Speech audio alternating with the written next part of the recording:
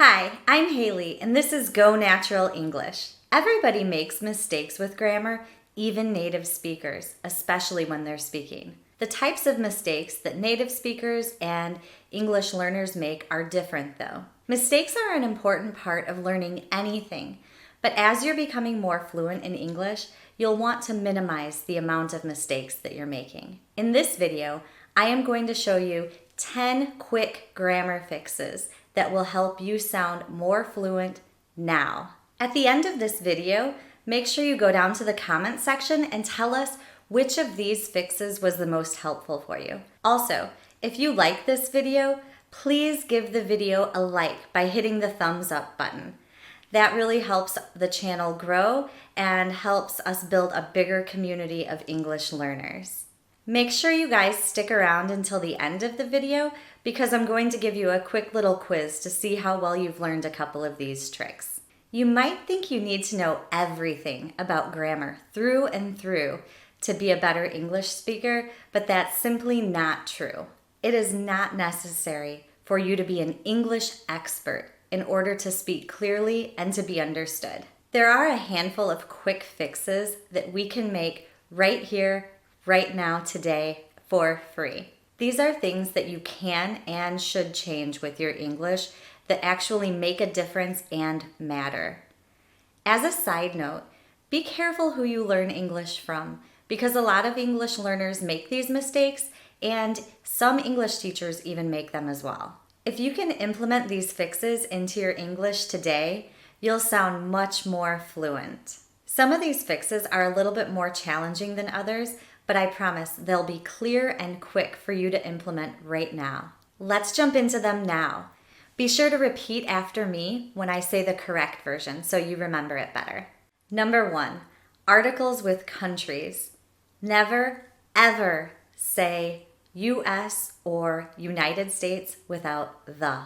You always have to say the US or the United States. If a country's name mentions something about its government, you need to use an article.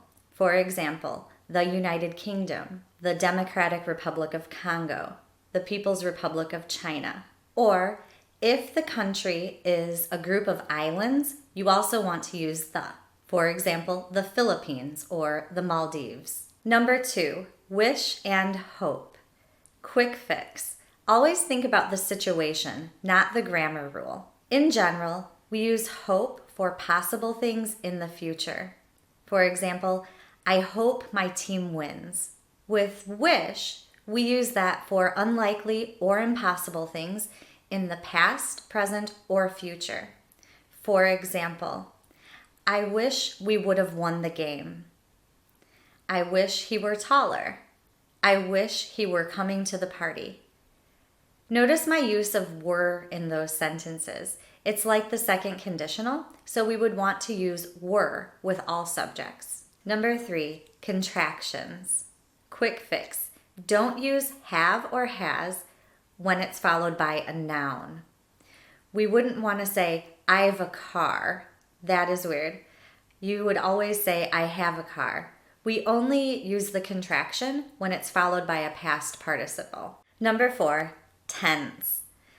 Don't use a specific time in the present perfect. It's weird to say, I've been to New York City last summer.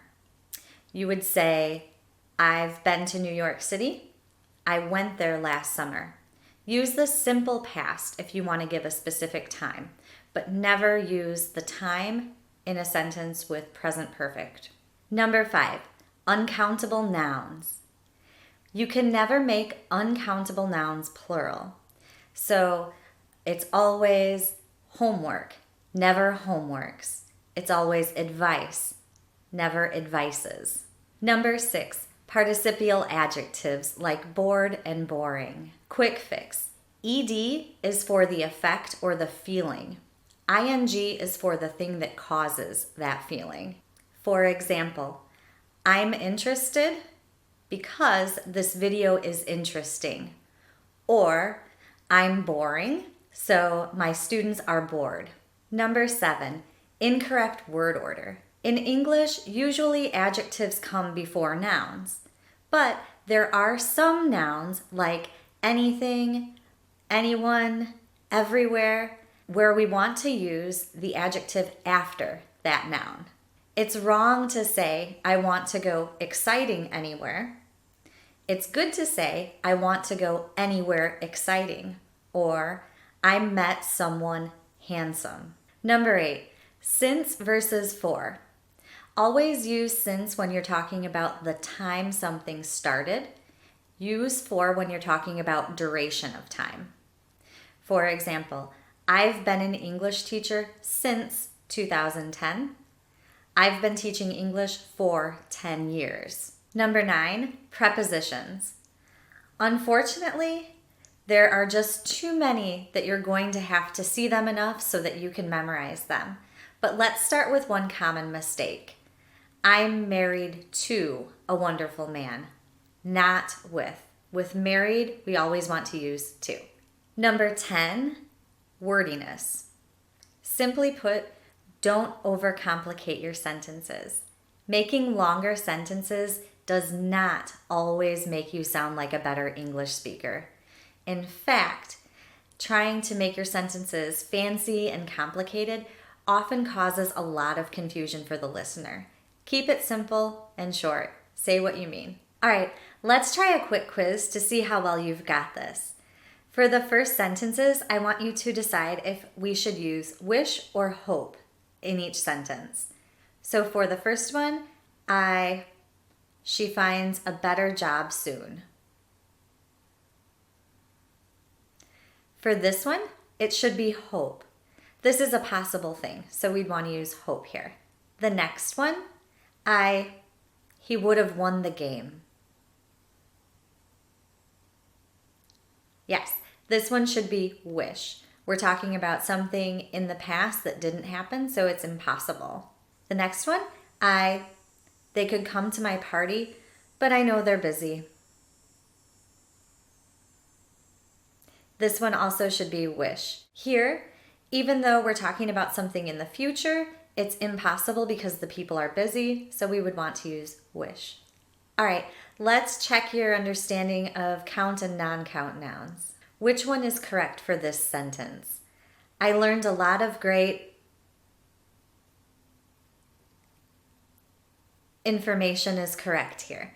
Information is a non-count noun, so we would never want to put an S with that. Let's try one more. She told us many interesting... Okay, here, yes, it should be facts. Facts is count, so we would want to say facts with an S. Good job with those.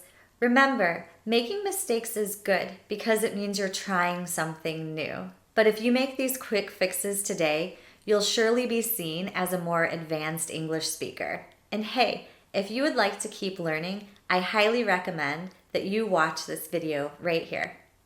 Thanks. Have a great day.